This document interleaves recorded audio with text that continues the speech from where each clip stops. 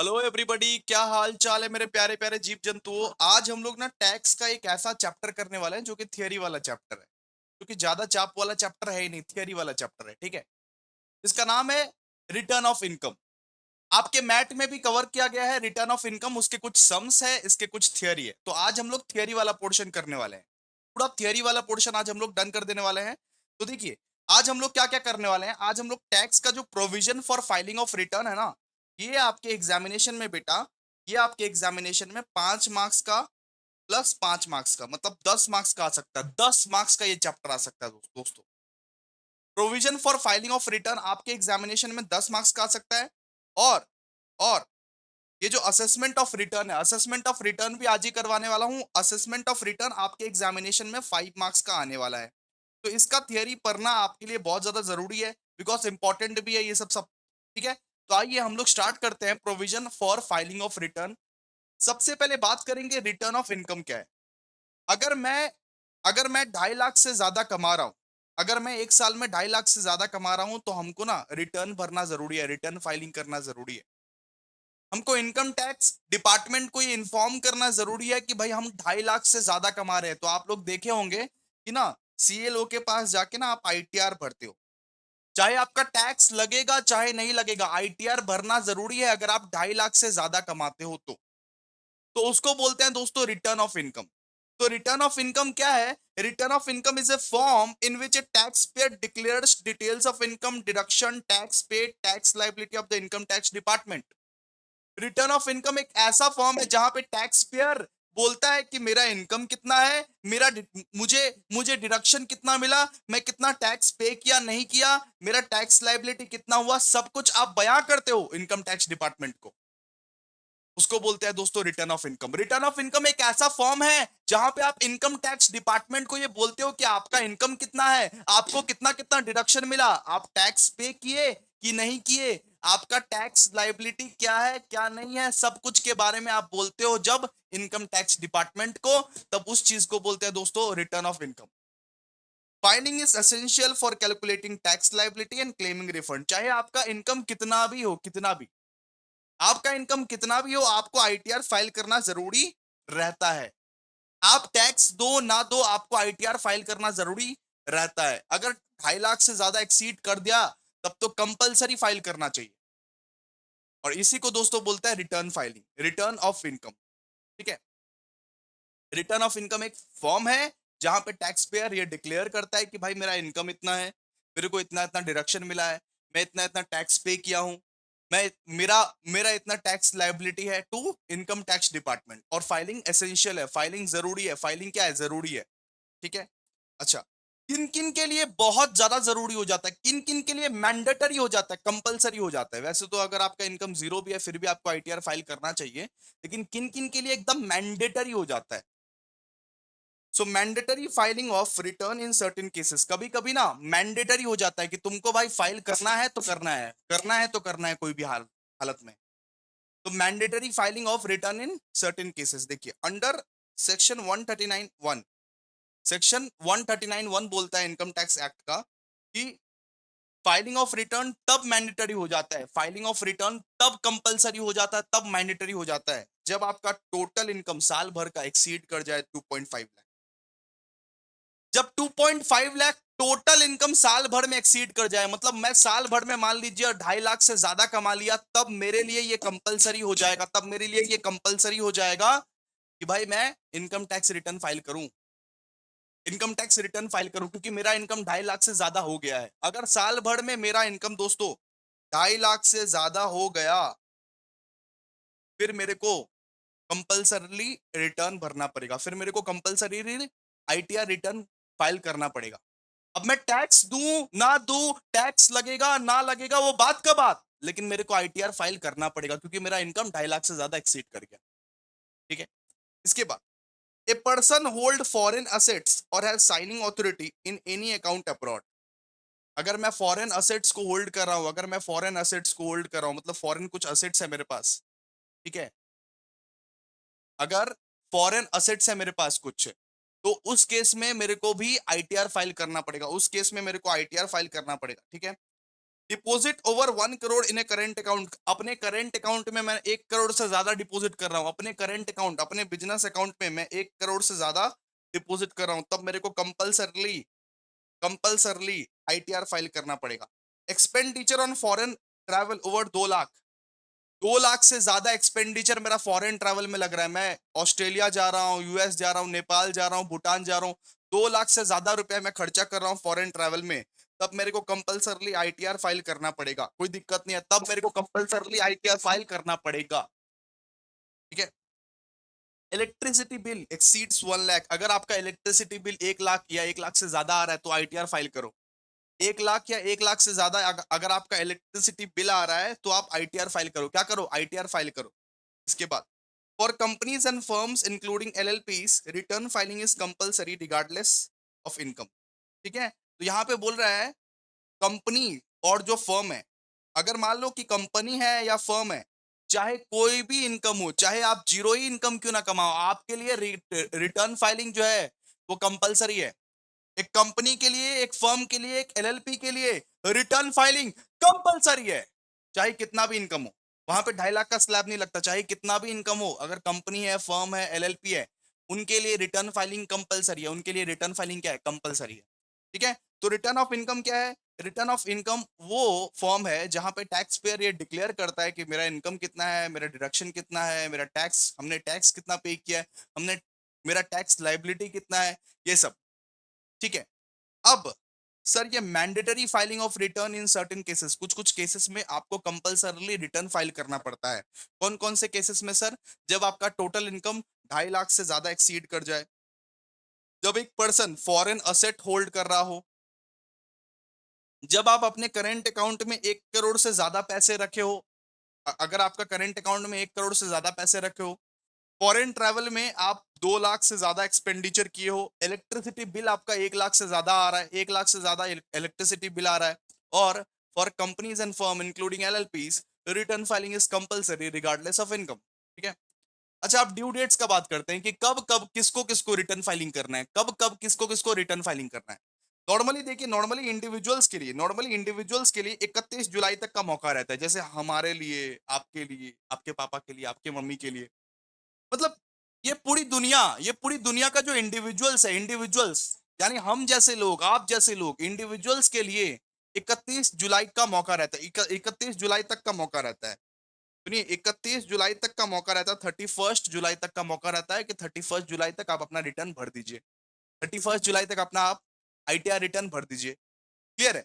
यानी 31 जुलाई तक का डेट रहता है। अच्छा, for business and audit, for business requiring audit 31 अक्टूबर तक मौका रहता है। ठीक है, बिजनेस के लिए 31 अक्टूबर तक मौका रहता है। अगर आप बिजनेस बिजनेस चलाते हो दोस्तों, तो आपके पास 31 अक्टूबर तक मौका है, आप अपना रिटर्न जल्दी जल्दी फाइल कर दो। अगर आप बिजनेस, मान लो, अगर आप अगर आप एक बिजनेस चलाते हो जहां पे ऑडिट वॉडिट का रिक्वायरमेंट है, जहां पे ऑडिटर लोग आके चेक करता है, तो उस केस में आपके पास 31 अक्टूबर तक का मौका है, आप कर लो। फिर 30 November for entities requiring transfer pricing audit. Transfer pricing audit का मतलब क्या होता है कि मान लीजिए एक कंपनी है आपका और दूसरा आपका सब्सिडियरी कंपनी है, एक कंपनी दूसरा सब्सिडियरी कंपनी से कुछ लेन देन कर रहा है, कुछ ट्रांजेक्शन्स कर रहा है, ठीक है, और ऑडिट ऑडिट कर रहा है, मतलब एक कंपनी दूसरे कंपनी में जाके ऑडिट कर रहा है, उस केस में आपका 30 नवंबर तक वैलिडिटी है, 30 नवंबर तक आप अपना फाइल कर सकते हो इनकम टैक्स रिटर्न। ठीक है, क्लियर है? और डेट्स जो है, डेट्स एक्सटेंड भी हो सकता है, जैसे इस बार का डेट्स जो है, इस बार का डेट्स गवर्नमेंट ने एक्सटेंड कर दिया 15 सितंबर तक, 15 सितंबर तक एक्सटेंड कर दिया फॉर इंडिविजुअल। ठीक है, तो डेट्स जो है बेटा वो एक्सटेंड भी हो सकता है, ऑफिशियल नोटिफिकेशंस यहाँ पे बोला गया है, डेट्स में be extended by CBDT through through official notifications. ठीक है, तो इंडिविजुअल्स के लिए, दोस्तों, एक इंडिविजुअल्स के लिए 31 जुलाई, एक बिजनेस के लिए जिसको ऑडिट का रिक्वायरमेंट पड़ता है उसके लिए 31 अक्टूबर, और एक ट्रांसफर प्राइसिंग ऑडिट के लिए नॉर्मली ये मतलब वो 30 नवंबर। ठीक है, क्लियर है? चलिए, अब आगे, देखिए, अब आगे बात करते हैं कि कितने टाइप्स के फॉर्म रहते हैं रिटर्न के लिए, कितने टाइप्स के फॉर्म रहते हैं, रिटर्न के लिए कितने टाइप्स के फॉर्म रहते हैं। तो सबसे पहला फॉर्म रहता है दोस्तों ITR 1, जिसको हम लोग सहज भी बोलते हैं, सहज, जिसको हम लोग सहज भी बोलते हैं। आप एक सैलरीड एम्प्लॉय हो, आप सैलरी कमाते हो और आपका इनकम 50 लाख के भितरे भितरे है, फिर आप ITR 1 भरोगे। आप दोस्तों अगर सैलरी कमाते हो, सैलरीड इंडिविजुअल हो और आपका इनकम 50 लाख से भीतर भीतर है, 50 लाख से के अंदर अंदर है, तो आप क्या करोगे? ITR 1 भरोगे। ITR 1 को सहज भी बोलते हैं। ITR 1 को क्या बोलते हैं? ITR 1 को सहज भी बोलते हैं। अगर आप एक सैलरीड इंडिविजुअल हो with income up to 50 lakh, आपको क्या भरना पड़ेगा? ITR 1। अगर मैं मान लीजिए कहीं जॉब करता हूँ, मेरा सैलरी है 25 लाख, तो मेरे को क्या भरना पड़ेगा? ITR 1, ITR 1 भरना पड़ेगा। इनकम टैक्स रिटर्न 1 भरना पड़ेगा, इनकम टैक्स रिटर्न 1 भरना पड़ेगा। अच्छा, आप अगर एक इंडिविजुअल हो या अगर आप HUF हो with income from capital gain और फॉरेन एसेट, सुनिए, मैं एक इंडिविजुअल हूं जो कि कैपिटल गेन या फॉरेन एसेट से पैसा कमा रहा हूं, कैपिटल गेन या फॉरेन एसेट से पैसा कमा रहा हूं, तो मैं ITR 2 भरूंगा, ITR 2। उस केस में मैं ITR 2 भरूंगा। मैं एक इंडिविजुअल हूं या मैं एक HUF हूं जो कैपिटल गेन या फॉरेन एसेट से पैसा कमा रहा है, तो मैं ITR 2 भरूंगा, ठीक है। ITR 3 कौन भरेगा? ITR 3 वो भरेगा जिसका बिजनेस प्रोफेशन है, जैसे मैं अभिषेक झा क्लासेस, जिसका एक बिजनेस प्रोफेशन है वो ITR 3 भरेगा, जिसका बिजनेस प्रोफेशन है। जिस इंडिविजुअल का या जिस HUF का, HUF मतलब हिंदू अनडिवाइड फैमिली, जिस इंडिविजुअल या जिस HUF का बिजनेस या प्रोफेशन है वो ITR 3 भरेगा, ठीक है। ITR 4 वो भरेगा, ITR 4 मतलब सुगम, सुगम बोलते हैं, ITR 4 को बोलते हैं सुगम। ITR 4 वो भरेगा जिसका छोटा सा बिजनेस है, जैसे पुचका वाला, ठीक है, जैसे पुचका वाला हो गया, जैसे चाट वाला हो गया, जिसका छोटा छोटा बिजनेस है। अभिषेक अभिषेक झा क्लासेस भी उसी में आता है, अभी ITR 4 में आप पकड़ सकते हो। जिसका एकदम छोटा छोटा बिजनेस है, जैसे पुचका वाला, चाट वाला, ये लोग का जो इनकम होता है ना, उस पे जो टैक्स लगता है, ITR, कौन सा ITR भरना पड़ेगा? ITR 4, ITR 4 presumptive income scheme. Presumptive income scheme मतलब दोस्तों वहां पे क्या होता है कि 50% को एक्सपेंस मान लिया जाता है और 50% को इनकम मान लिया जाता है, और एक्सपेंस पे टैक्स लगता है, ठीक है। एक्सपेंस पे आपका स्लैब बिठा के टैक्स, ठीक है। फिर ITR 5 भी होता है, 6 भी होता है, 7 भी होता है। ITR 5 किसके लिए? ITR 5 फर्म्स के लिए होता है, LLPs के लिए होता है, पार्टनरशिप फर्म्स के लिए होता है, LLPs के लिए ITR 5 होता है। ITR 6 होता है दोस्तों कंपनीज के लिए, ओ ITR 6 होता है कंपनीज के लिए, और ITR 7 होता है दोस्तों ट्रस्ट के लिए, ठीक है। तो ये सब सारा ITR है, ये अपना अपना फॉर्म के हिसाब से। ITR 1 में ITR 1 को हम लोग क्या बोलते हैं? सहज, जिसमें सैलरीड इंडिविजुअल्स आता है with income up to 50 lakh. ITR 2 में इंडिविजुअल्स HUF आता है फॉर कैपिटल गेन्स और फॉरेन असेट्स। ITR 3 में इंडिविजुअल्स HUF आता है विद बिजनेस एंड प्रोफेशंस। अगर मैं बिजनेस प्रोफेशन कर रहा हूं तो मैं ITR 3 भरूंगा। अब कौन सा फॉर्म भरोगे आपको पता रहता है, ठीक है। ITR 4 में अगर मैं एक स्मॉल बिजनेस चला रहा हूं तो मेरे लिए ITR 4 है। ITR 5 अगर मैं एक मान लीजिए पार्टनरशिप फर्म चला रहा हूं, अगर LLP चला रहा हूं तो ITR 5 भरूंगा। ITR 6 कंपनी के लिए, ITR 7 ट्रस्ट के लिए, ठीक है। इसके बाद बोला है right A short note on ITR 1, ITR 2। ITR 1 और ITR 2 के लिए एक शॉर्ट नोट लिखने के लिए बोला है। तो देखिए ITR 1 को प्यार से हम लोग क्या बोलते हैं? सहज बोलते हैं। ITR 1 को प्यार से क्या बोलते हैं? सहज बोलते हैं। For individual with income from salary, ठीक है, one house property and other sources, ITR 1 भर सकते हो आप, ठीक है। अगर आपका सैलरी से इनकम आ रहा है, अगर आपका एक तो घर है, और अगर आपका अदर सोर्सेस ऑफ इनकम है, other sources of income, lottery फोटरी जीते हो, तो आप ITR 1 भर सकते हो। आपका इनकम होना चाहिए 50 लाख, इनकम होना चाहिए 50 लाख तक आप ITR 1 भर सकते हो, कोई दिक्कत नहीं। नॉट फॉर NRI, NRI के लिए नहीं है, ठीक है, NRI के लिए नहीं है। और दोस्त विथ फॉरेन असेट्स, NRI के लिए ये सब नहीं है, ठीक है। ITR 2, ITR 2 एक इंडिविजुअल के लिए रहता है, HUF के लिए रहता है, not having income from business और प्रोफेशन, मतलब बिजनेस और प्रोफेशन का इनकम नहीं होना चाहिए, बिजनेस और प्रोफेशन का इनकम नहीं होना चाहिए। अगर आपका कैपिटल गेन है, या मान लीजिए more than one house property है, या फॉरेन इनकम असेट्स है, फॉरेन इनकम या फॉरेन असेट्स है, तो आप ITR 2 भर सकते हो, ITR 2 भर सकते हो। लेकिन याद रखिएगा बिजनेस और प्रोफेशन का व्यक्ति नहीं होना चाहिए, बिजनेस और प्रोफेशन का व्यक्ति ITR 2 नहीं भरता है। हम अगर बिजनेस करते हैं, हम अगर प्रोफेशन करते हैं, तब हम ITR 2 नहीं भरेंगे, बात खत्म। Clear? Return of loss. If a taxpayer has incurred a loss under the head business or profession or capital gain, they can file return of loss under section 139(3). Return of loss का मतलब क्या होता है कि अगर business या profession में या कैपिटल गेन में मेरे को लॉस हुआ है, मेरे को क्या हुआ है, बिजनेस या प्रोफेशन या कैपिटल गेन में मेरे को लॉस हुआ है, तो मैं रिटर्न ऑफ लॉस भर सकता हूं अंडर सेक्शन 139(3). ठीक है। Filing on time allows carry forward to the loss to future years. मतलब अगर आप टाइम पे फॉलो करते हो, अगर आप टाइम पे फाइल करते हो, तो आप फ्यूचर ईयर्स के लिए कैरी फॉरवर्ड कर सकते हो, वो लॉस को फ्यूचर ईयर्स के लिए कैरी फॉरवर्ड कर सकते हो, कैरी फॉरवर्ड कर सकते हो वो लॉस को फ्यूचर्स के लिए। ठीक है। Loss can not be carry forward if return is filed after due date. मतलब अगर अगर आफ्टर ड्यू डेट मतलब 31 जुलाई के बाद आपने अगर किया, अगर 31 जुलाई के बाद आपने अगर किया, तो लॉस कैरी फॉरवर्ड नहीं होगा, इस साल ही भरो। लॉस कैरी फॉरवर्ड तभी होगा फ्यूचर ईयर्स के लिए, लॉस कैरी फॉरवर्ड तभी होगा फ्यूचर ईयर्स के लिए जब आप ड्यू डेट के पहले पहले भर दो। फिर होता है बिलेटेड रिटर्न। बिलेटेड रिटर्न मतलब क्या होता है? Belated return is filed after the due date. अगर मान लीजिए अचानक से ड्यू डेट के बाद अगर आपको याद आया कि भैया इस बार तो टैक्स भरे ही नहीं, इस बार तो टैक्स भरे ही नहीं, तो आपके पास फिर भी मौका रहता है कि 31 दिसंबर तक आप भर सकते हो। आपके पास फिर भी मौका रहता है कि आप 31 दिसंबर तक भर सकते हो। अगर आपको अचानक से याद आया कि इस बार तो टैक्स भरे ही नहीं, तो आप 31 दिसंबर तक भर सकते हो। ठीक है। एंड इसके लिए आपको एक पेनाल्टी भरना पड़ेगा, पेनाल्टी भरना पड़ेगा जो कि सेक्शन 234F बोलता है। सो पेनाल्टी अंडर सेक्शन 234F में apply. And some benefits like loss carry forward may not be available. आपको फिर कैरी फॉरवर्ड वाला जो ये जो है वो सब अवेलेबल नहीं हुआ। ठीक है। आप कैरी फॉरवर्ड जो कर रहे थे लॉस का, वो सब बेनिफिट आपको अवेलेबल नहीं मिलेगा। तो बिलेटेड रिटर्न मतलब हम भूल गए थे भैया, 31 जुलाई का डेट चला गया, बाद में भर रहे हैं, तो 31 दिसंबर तक मौका है, भर दो। लेकिन पेनाल्टी भी अप्लाई होगा, पेनाल्टी भी लगेगा, पेनाल्टी भी लगेगा सेक्शन 234F। ठीक है। और some benefits like loss carry forward may not be available. ठीक है, डन।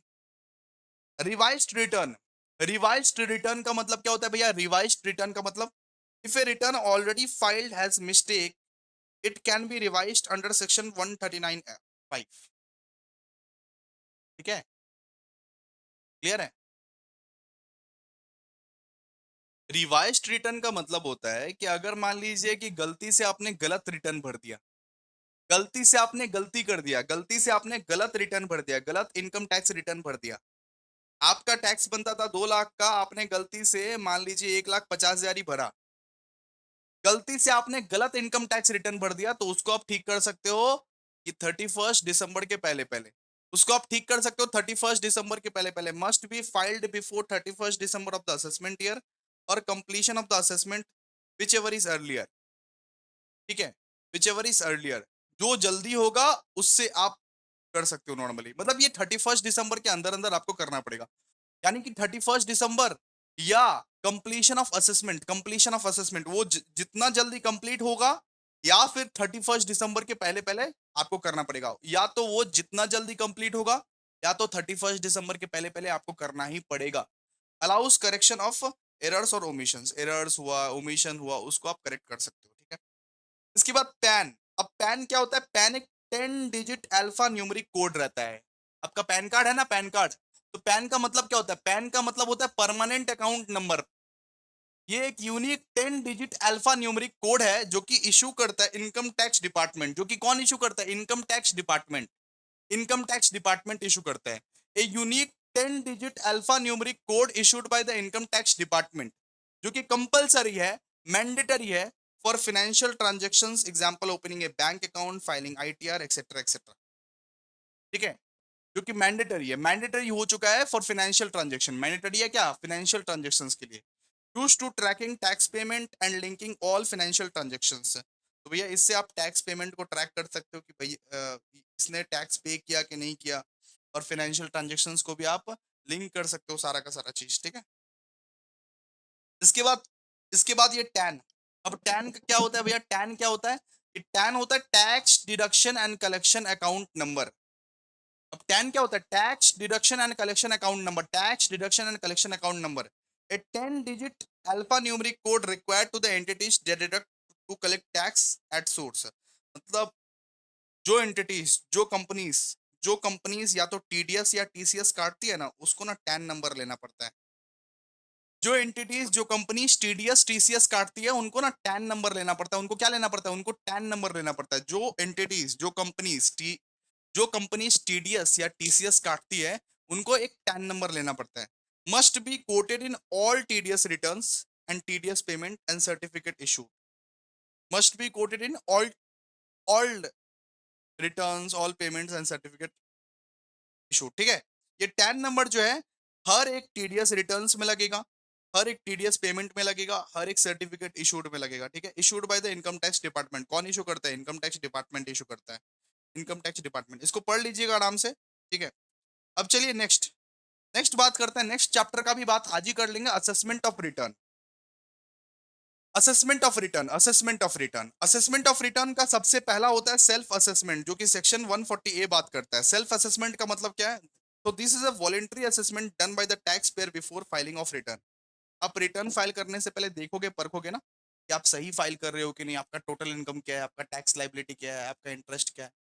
आपका फर्ज है ना कि आप टैक्स फाइल करने से पहले देखना, आप कुछ देखोगे, आप परखोगे कि आपका टोटल इनकम क्या है, टैक्स लाइबिलिटी क्या है, इंटरेस्ट क्या है, पेनल्टी क्या है। सो मीनिंग क्या होता है? This is the वॉलिंग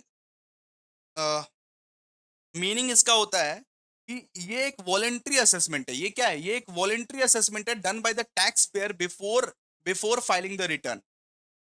So the assessee calculates total income and tax liability, interest and penalties, and pays the dues amount before submitting the return. So this is called self-assessment tax.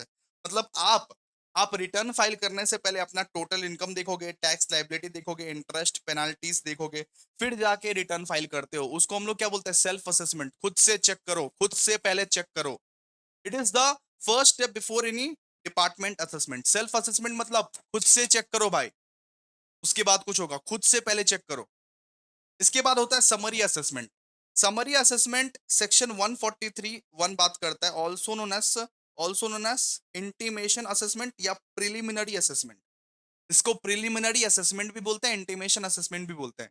ये ना system ही खुद ये check करता है। ठीक है। System automatically check करता है कि सब कुछ सही है ना, कोई अरिथमेटिकल एरर तो नहीं है, कोई कोई इनकरेक्ट क्लेम्स तो नहीं है, कोई कैलकुलेशन मिस्टेक तो नहीं है। मतलब सिस्टम या एआई खुद चेक करता है। एआई या सिस्टम जो है ना, वो खुद चेक करता है। ऑल्सो नोन एज प्रिलिमिनरी और इंटीमेशन असेसमेंट।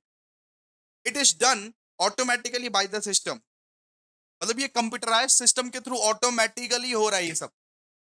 ये चेक करता है कि अरिथमेटिकल एरर तो नहीं है, इनकरेक्ट क्लेम तो नहीं है, कैलकुलेशन मिस्टेक तो नहीं हो रहा है, ये सब वगैरह वगैरह वगैरह वगैरह सब कुछ चेक करता है। After processing the department send an intimation, no demand refund. ठीक है। ये सब प्रोसेस करने के ये सब प्रोसेस करने के बाद ये सब प्रोसेस करने के बाद एक इंटीमेशन सेंड करता है डिपार्टमेंट को। डिपार्टमेंट एक इंटीमेशन सेंड करता है कि आपको या तो रिफंड मिलेगा, आप आपको कोई डिमांड नहीं है, या तो आपको रिफंड मिलेगा, आपका रिफंड ड्यू है, या आपका डिमांड पेबल है, ये सब सब बोलेगा। ठीक है। नो फिजिकल स्क्रूटिनी और वेरिफिकेशन इज डन। मतलब डिपार्टमेंट आपको भेजेगा ये सब कि कुछ रिफंड रिफंड बाकी है तो उसके बारे में बताएगा, कुछ रिफंड आपको देना है तो उसके बारे में बताएगा नॉर्मली, कुछ डिमांड करना है आपको बोलेगा। ठीक है। कि 1,000 रुपया अभी भी बकाया है, या 1,000 रुपया तुम रिफंड पाओगे, ये सब बोलेगा नॉर्मली। ठीक है। क्लियर है? तो ये समरी असेसमेंट क्या होता है? समरी असेसमेंट एआई करता है ऑटोमेटिकली, सिस्टम ये कर लेता है। एआई जो है ना, ऑटोमेटिकली समरी असेसमेंट करता है कि कोई अरिथमेटिकल एरर्स तो नहीं हुआ है, कोई इनकरेक्ट क्लेम्स तो नहीं किया है, कोई कैलकुलेशन मिस्टेक तो नहीं किया है। इसके बाद होता है best judgment assessment. Best judgment assessment so best judgment assessment section 144 बोलता है applicable when the tax payer fails to file a return. अगर आप अपना रिटर्न फाइल नहीं करते हो तो ये होता है। तो does not compliance with notices under section 142(1) और 143(2). ठीक है।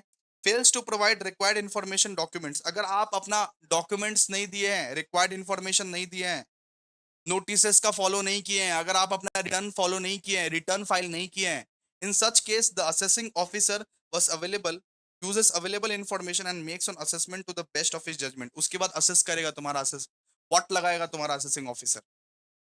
अगर अगर तुमने रिटर्न फाइल नहीं किया है, सुनो, अगर तुमने रिटर्न फाइल नहीं किया है, अगर तुमने जो नोटिस भेजा था इनकम टैक्स डिपार्टमेंट ने उसको कंप्लाई नहीं किया है, अगर तुमने रिक्वायर्ड डॉक्यूमेंट्स इंफॉर्मेशन नहीं भेजा है, तब असेसिंग ऑफिसर क्या करेगा? असेसिंग ऑफिसर अब जांच करेगा, असेस करेगा क्या कर रहे हो क्या नहीं कर रहे हो।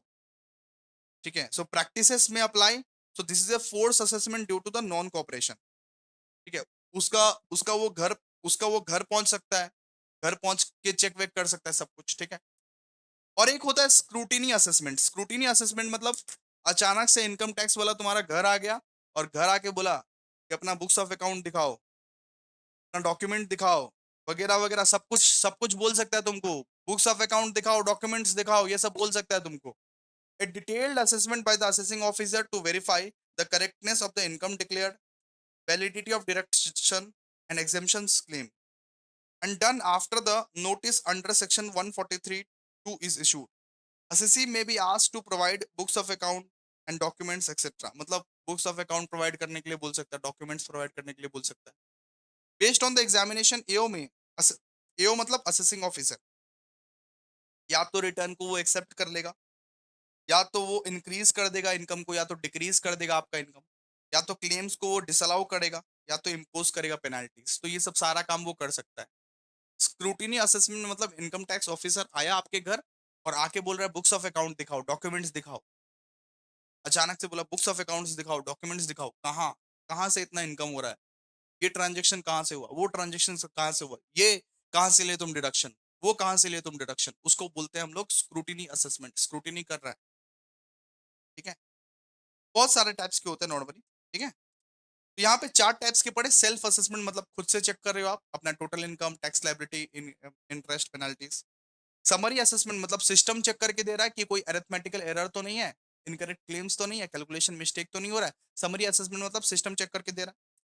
इसके बाद best judgment assessment. Best judgment assessment मतलब आपने अगर रिटर्न फाइल वाइल नहीं किया है, अगर आप नोटिस का पालन नहीं कर रहे हो, अगर आप रिक्वायर्ड डॉक्यूमेंट्स या रिक्वायर्ड इन्फॉर्मेशन नहीं दे रहे हो, तो असेसिंग ऑफिसर क्या कर सकता है? असेसिंग ऑफिसर आपके घर आ सकता है और जो उसको सही लगा वो करेगा, वो करेगा वो। स्क्रूटिनी असेसमेंट मतलब अचानक से आ गया और आपके बुक्स ऑफ अकाउंट्स, डॉक्यूमेंट सब कुछ मांग रहा है, और वो क्या कर सकता है?